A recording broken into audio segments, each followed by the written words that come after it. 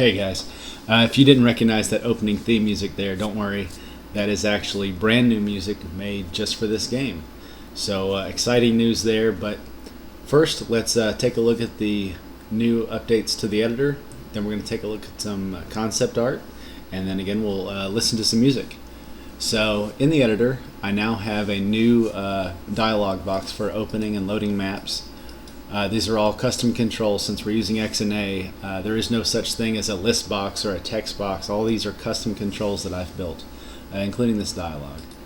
So let's open up a map, and the first thing that I want to show off is in this bottom right corner we have the layers box, where you can now select which layer you want to actively work on, and you can also hide and show layers with this as well. Works kind of like Photoshop.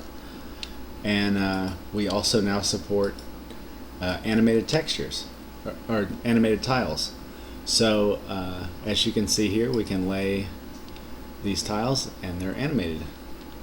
And tiles are basically loaded in by their tile set name. So each map has its own tile set associated with it, and then it'll go to that folder. So let's say level 1 is a tile set, then it'll go to level 1's folder and then dynamically pull in those tiles at runtime. So it makes it easier to add in tiles dynamically, and they're not actually compiled into the build. They're read in real time. The other thing I want to show off now is we have the concept of zones. I kind of touched on this last time, where I want to be able to set boundaries for the camera, and either to have the camera stop or to be able to do transition effects, like have the camera pan so you hit the edge of the screen and it pans left or right or up and down. So what I did is I came up with this concept of zones. The purple areas on the map that you're seeing represents a zone, and what happens is the camera, if it encounters a left or right zone, it stops. So the camera stops moving, and then the player can then move back and forth within the bounds of the camera. And then also, if the character hits a zone, it's going to do a full screen transition. So what you can do to prevent a full screen transition is the collision layer is checked first. So on this far left wall here, we have a zone, but then the collision layer is on top of it. So you'll never actually hit the zone itself. So that means that zone's going to act as a bounding wall for the camera. However, this zone here in the middle, we can go above it, and we'll be able to see a smooth screen, a full screen transition whenever we hit this. And we can see down here we have zones at the bottom, so we can kind of fall through. So let's take a quick look at this. And there's that tile I dropped in. We can see I do now have ladders that you can run up and down. And we do have working collision detection. So before I had them just walking on top of everything, but now we have full collisions enabled. And here's a little debug window where you can see what's going on. So I'm only checking collisions in the immediate area where Mega Man is. So we're not wasting too many cycles going through a lot of collision detection checks. It's just in that immediate area, so runs pretty efficiently. So now we can see we've hit the zone walls, and I can't go any further. However, if I jump over this, we just did a full transition. So pretty cool stuff, and really this is what we needed to make our full levels. So pretty good stuff. Up next, I want to integrate, there's a animation tool out there that the artist has found, and it's going to make it a lot easier for him to build animations and get those keyframes in, and then it basically just exports XML that I can bring into the game and animate characters. It's going to be a lot easier to do it that way rather than just trying to time out through trial and error. I want to do that, and then it's going to be on to building enemies.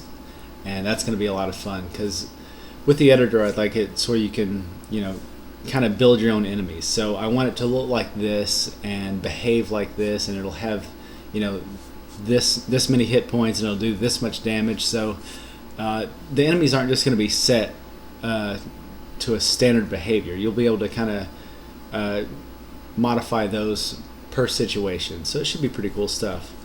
That's really the big additions to the editor for now. Let's take a look at some concept art. Alright, so this is our first bit of concept art. This is our main character, and you can tell that he himself is an homage to the Game Boy as well, with the sash of buttons and the little D-pad on his shirt. But what this suit does for him is it gives him all special powers. So it's got the the blaster cannon for the one arm, and then also with this he'll be able to jump higher and do like double jumps and other special moves. And we're going to have it work like Ghouls and Ghosts, where when you get hit, you lose your armor and you kind of lose your abilities as you go. We can see that he's lost his helmet, and this also shows off, the wacky hair and the sunglasses of the main character, because we're definitely going 80s on the theme. And I won't give anything away yet, but just know that it's going to have a ton of 80s references, and it's going to be a lot of fun. This screen we can see that we're showing off several layers of depth, and this is kind of just a concept of one of the later levels in the game. And I really like the look of this level. It's kind of inside of a warehouse or a plant, and look at the dark shadows that are being cast. I just really like the grit and the feel of this level. And what we're doing is with each level slightly altering the color palette. We're maintaining the 4 green colors, but kind of going up and down the light and dark scale to make each level look really distinct. And this screen here is actually my favorite.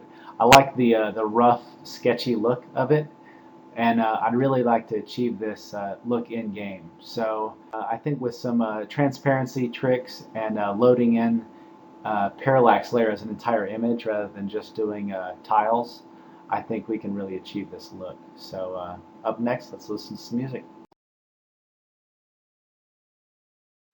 Alright, so in the last video I mentioned that I want the game to have a very powerful 8-bit chiptune soundtrack, something that's really memorable. And in doing so, I was going to reach out to someone on 8-Bit Collective and see if they can come up with some tunes for us. And the artist and I got together and we found this guy, FantomenK, and listened to his stuff, and it's awesome.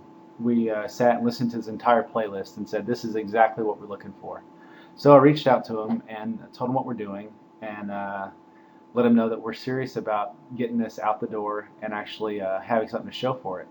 And he said absolutely he's interested, and he's already produced songs for us. So that opening theme that you heard was made by him, and he's also done several stage songs already.